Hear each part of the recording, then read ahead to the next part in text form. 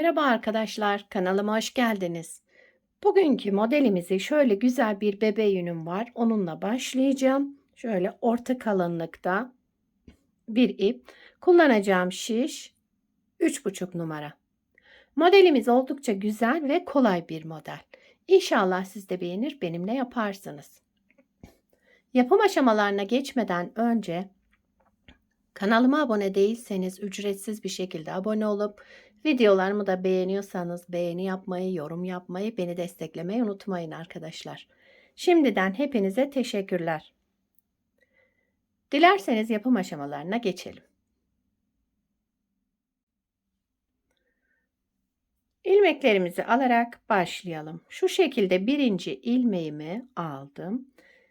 Bu model için ilmek sayısı 4 ve 4'ün katları artı 2 ilmek sayısına ihtiyacımız var. Yapacağımız örgüye göre ilmek sayımızı bu şekilde ayarlayıp modelimizi kurabiliriz. Ben şöyle küçük bir anlatım yapacağım. Onun için az bir ilmek sayısına ihtiyacım var.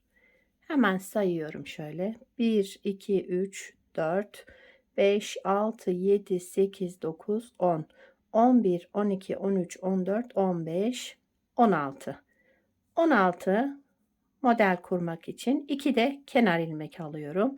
Toplamda 18 ilmeğim var şu anda şişimde. 18 ilmekle modelimi kurmaya başlıyorum. Ben lastiksiz yapacağım. Onun için bir sıra zemin hazırlamak için yani örgümün ön yüzüne geçmek için bir sıra ters örüyorum. Bu modele dahil değil arkadaşlar. Sadece zemin oluşturuyorum. Ön sırada modelimizi kurmaya başlayabiliriz. Siz lastik yaptıysanız lastiğin ön yüzünden modeli kurmaya başlayalım.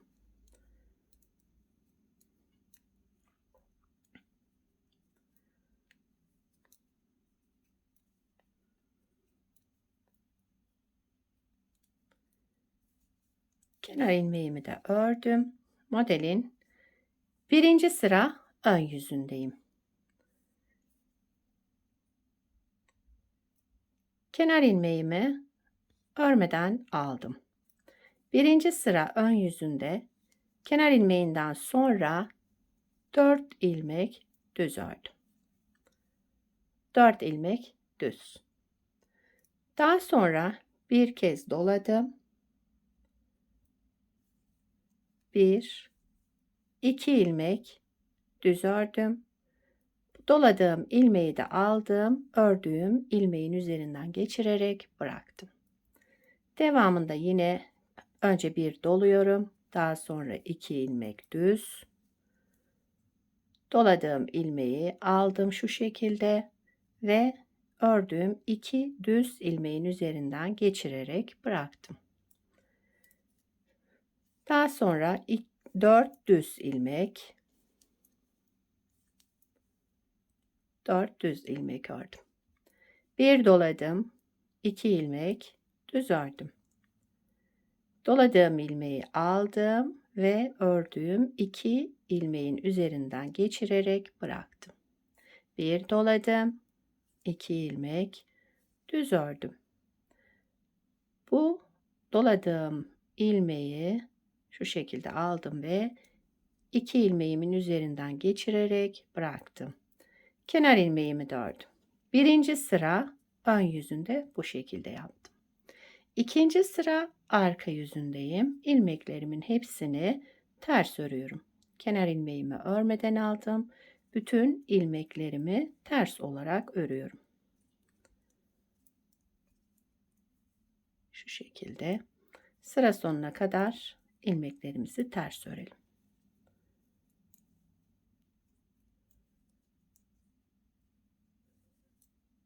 Ben ters ilmeklerimi bu şekilde örüyorum. Sizin eliniz nasıl alışıksa o şekilde yapabilirsiniz. Yani bu şekilde yapmanız gerekmiyor. Benimki de tamamen el alışkanlığı. Evet. İkinci sıra arka yüzünde ilmeklerimi ters ördüm. Üçüncü sıra ön yüzündeyiz. Birinci sırada ne yaptıysak yine aynısını yapıyorum. Kenar ilmeğimi örmeden aldım. 4 ilmek düz örüyorum. Zaten ilmeklerim düz, yine düz olarak ördüm. Bir doladım. Bu 2 ilmeğimi düz ördüm. Doladığım ilmeği aldım ve üzerinden şu ördüğüm 2 ilmeğin üzerinden geçirerek bıraktım. Bir doladım. Yine 2 ilmek düz ördüm. Doladığım ilmeği aldım ve 2 ilmeğin üzerinden geçirerek bıraktım. Devamında 4 düz ilmek. Yine şu ilmek üzerinden geçireceğiz. Önce bir dolayalım. Daha sonra 2 ilmek düz örelim. Ve doladığımız ilmeği de alıp ördüğümüz 2 ilmeğin üzerinden geçirip bırakalım. Aynı alttakiyle aynı hizada olacak ilmeklerimiz. Bir doladım, 2 ilmek düz ördüm. Doladığım ilmeği bu 2 ilmeğimin üzerinden geçirerek bıraktım. Bir ilmek kenar ilmeğimi ördüm yani. 3. sıra ön yüzünde bu işlemleri yaptım. 4. sıra arka yüzünde ilmeklerimizi yine ters olarak örelim. Kenar ilmeğimi örmeden aldım. İlmeklerimi ters örüyorum. Arka yüzünde bir işlem yapmıyoruz bu modelde. Sadece ters olarak örelim.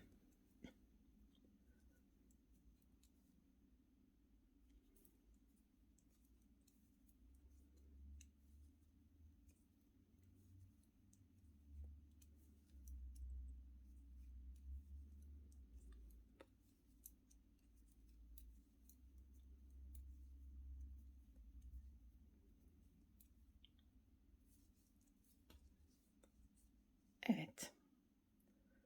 Şimdi modeli bir kez daha kuracağız ama kaydırarak. Bu boşluklara kaydıracağız modeli. Modeli ikinci kez kuruyoruz. Kaydırarak kuracağız.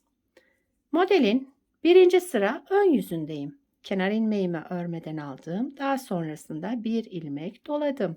2 ilmek düz ördüm ve doladığım ilmeği alıp bu ördüğüm 2 ilmeğin üzerinden geçirerek bıraktım. Bu 4 düz ilmeğe şimdi bu işlemi yapıyoruz. Bir ilmek doladım, 2 ilmek düz ördüm. Doladığım ilmeği aldım ve bu 2 ilmeğin üzerinden geçirerek bıraktım. 4 ilmek düz örüyorum. Bu şekillendirme yaptığımız 4 ilmeği de ikinci modelde düz olarak öreceğiz. Modeli bu şekilde bakın kaydırmış olduk. Modelin 1. sıra ön yüzündeyiz.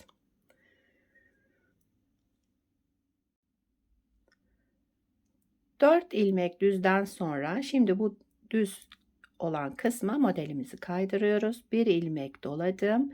2 ilmek düz ördüm.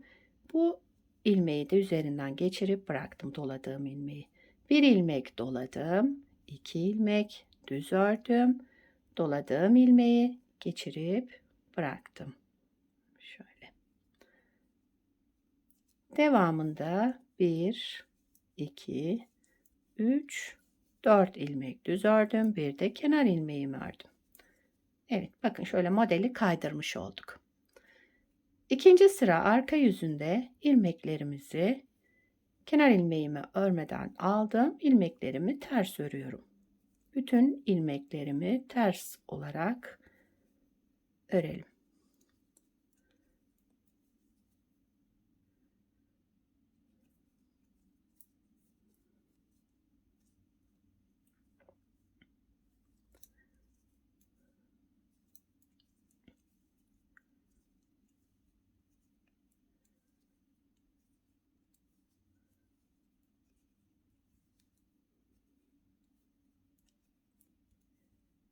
Kenar ilmeğimi de ördüm. 3. sıra ön yüzünde yine 1. sırada yaptığımız işlemleri yapıyoruz. Kenar ilmeğimi örmeden aldım. Bir ilmek doladım. 2 ilmek düz ördüm. Örmeden aldığım ilmeği üzerinden geçirerek bıraktım. Devamındaki 2 ilmeği de yine aynı şekilde önce bir doladım. 2 ilmek düz ördüm. Doladığım ilmeği de geçirip bıraktım. 1, 2, 3, 4 ilmek düz ördüm. Yine şekillendiriyorum. 1 doladım. 2 düz ördüm. Doladığımı geçirip bıraktım. 1 doladım. 2 düz ördüm. Doladığımı geçirip üzerinden bıraktım. Devamında 4 düz ilmek. Bir de kenar ilmeğimi ördüm. 3. sıra ön yüzünde bakın bu şekilde modelimizi şekillendirdik. 4. sıra arka yüzündeyim modelin. 4. sırada yine arka yüzünde ilmeklerimizi ters olarak örelim.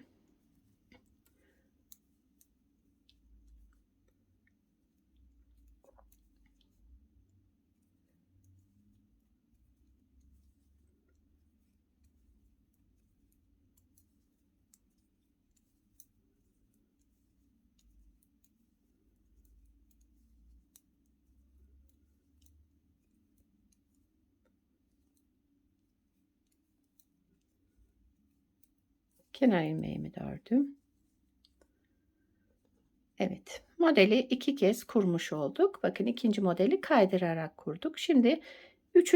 model kurulumunda yine 1. modelde yaptığımız işlemi yapacağız. Önce 4 ilmek düz, daha sonra şu şekillendirme işlemini yapacağız. Yani 1 ilmek dolayacağız, 2 düz öreceğiz. Doladığımız ilmeği de ördüğümüz 2 düz ilmeğin üzerinden aşırıp bırakacağız. Evet, modelimiz böyle arkadaşlar. Bakın gayet güzel ve gösterişli bir model. Bir de şöyle bir parça yaptım daha önceden. Şöyle göstereyim. Bunu da şöyle hazır lastik yaptım. Kanalımda var. İsterseniz linkini de bırakabilirim. Hazır lastik diye. Evet, şöyle. Bunu kenara bırakayım hemen. Modelimizin arka yüzü de bu şekilde. Şöyle bir görüntüsü var. Kenar ilmeklerimiz böyle çıkıyor. Yakadan başlama örgülerinizde de şöyle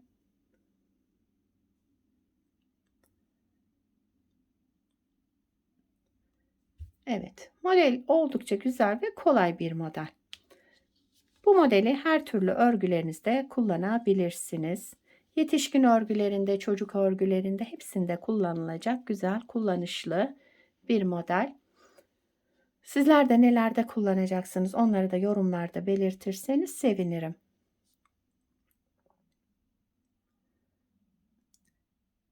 Beni buraya kadar izlediyseniz bir beğeni yapmayı, yorum yapmayı, beni desteklemeyi unutmayın arkadaşlar. Şimdiden hepinize teşekkürler. Yapacak olanlara kolay gelsin. Bir sonraki videoda görüşmek üzere. Hoşça kalın.